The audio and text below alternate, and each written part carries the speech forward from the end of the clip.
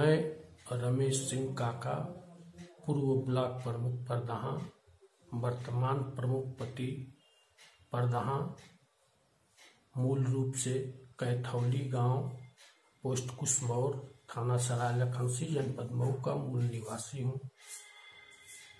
हम लोग एक दिन ओडीएफ ओलंपिक खेल का एक कार्यक्रम हो रहा था, उसमें मुझे आमंत्रित किया गया था परदहा ब्लॉक की तरफ से।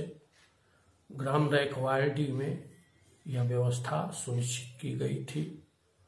लगभग 2-3 हजार लोग आए थे वहां और खेल करने वाले खिलाड़ी भी थे। वहां पर मुझे आमंत्रित करके कप्तान साहब को माला पहनाने के लिए आमंत्रित किया गया और मैंने उनको माला भी पहनाया। जब वह इस कार्यक्रम को शुरुआत के समय जो दीप प्रज्वलित किया जाता है, वहां कप्तान साहब और हम दोनों लोग साथ ही साथ दीपक जलाने के लिए इकट्ठा हुए। वहां पर कप्तान साहब ने मुझे बुरी तरह से डांट करके कहा कि आप यहां से चले जाइए वरना ठीक नहीं होगा।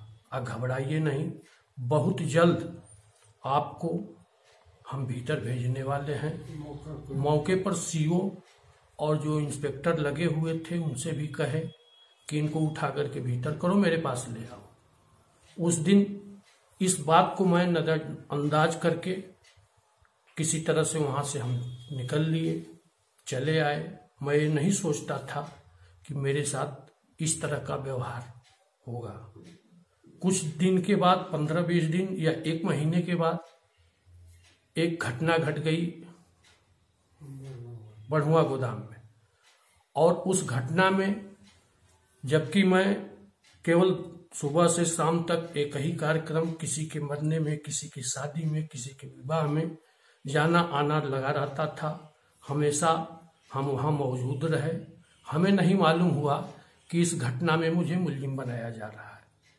जब हमको कोर्ट में ये लोग कागज भेजे तो किसी के माध्यम से मालूम हुआ कि इसमें आपका नाम पड़ रहा है। उस समय मैं काफी परेशान हो गया और अपनी तरह तरह की सफाई लोगों को देने लगा।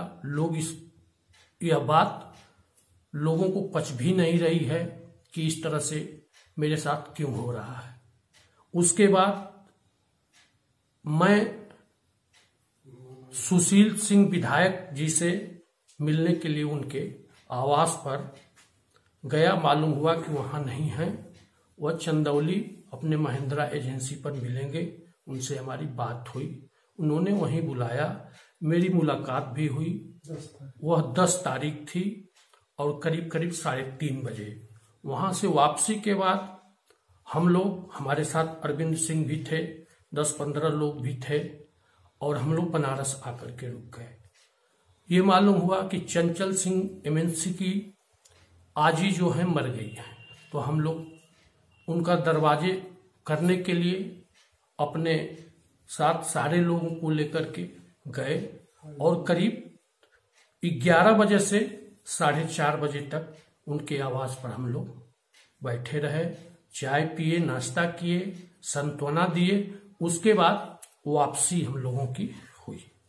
वापसी के बाद हम लोग, एक हमारे मित्र हैं राजेश सिंह, उनके यहाँ गए।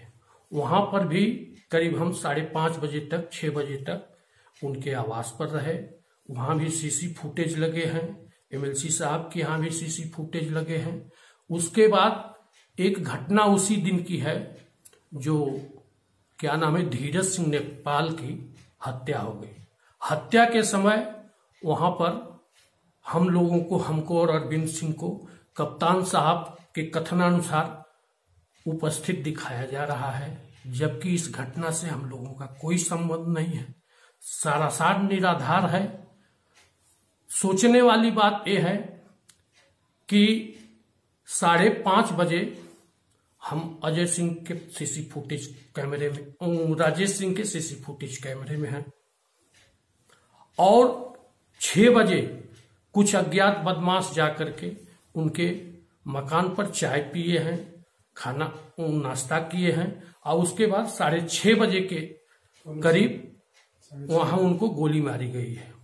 उस समय अब सोचने वाली बात यह है कि हम 5-6 बजे तक बनारस में उपस्थित हैं और आधा घंटा में किस साधन से हम उस मौके पर पहुंच जाएंगे। ऐसी स्थिति में मित्रों, बंधुओं, मैं आप लोगों से सहयोग की अपील करता हूं कि इसकी न्यायिक जांच हो और जांच के बाद जो दोषी हैं उनको दोषी करार दिया जाए और ताकि धीरज सिंह के परिजनों को भी तसल्ली मिल सके, निर्दोष को न फंसाया जाए। और इसके बाद सारे प्रूफ और कागजात हमने निकलवा लिए हैं, हमारे पास हैं। इसको सिद्ध करने के लिए अगर जरूरत पड़ी तो हम जनता के दरबार में तो आएंगे ही, हम मुख्यमंत्री माननीय आदित्य जोगी नाथ जी के यहाँ भी मिलने की कोशिश करेंगे। अगर मुलाकात हो गई तो अपनी सफाई से अवगत कराएंगे और दिखाएंगे कि ऐसी ऐसी स्थितियां हैं जो पुलिस प्रशासन किस तरह से उसको प्रताड़ित कर रहा है, फंसा रहा है। आपके राज्य में हम लोग सारे जनता में, लोगों में यह बात जानी जाती है कि योगी आदित्यनाथ जी के सरकार में कोई निर्दोष फंसाया नहीं जाएगा और ऐसी स्थिति में एक निर्दोष आत्महत्या करने के लिए विवश हो जाए, यह समाज में गलत संदेश जाएगा। ऐसी स्थिति में हम माननीय योगी आदित्यनाथ जी से भी रिक्वेस्ट करके प्रार्थना करते हैं कि हम निर्दोष को बचाएं और दोषी को सजा दिलवाएं, न्यायिक जांच करवाने का आदेश करें। आप देखते रहिए तहलका न्यूज, सबसे तेज, सबसे ज्यादा मऊ का नंबर 1 चैनल तहलका न्यूज।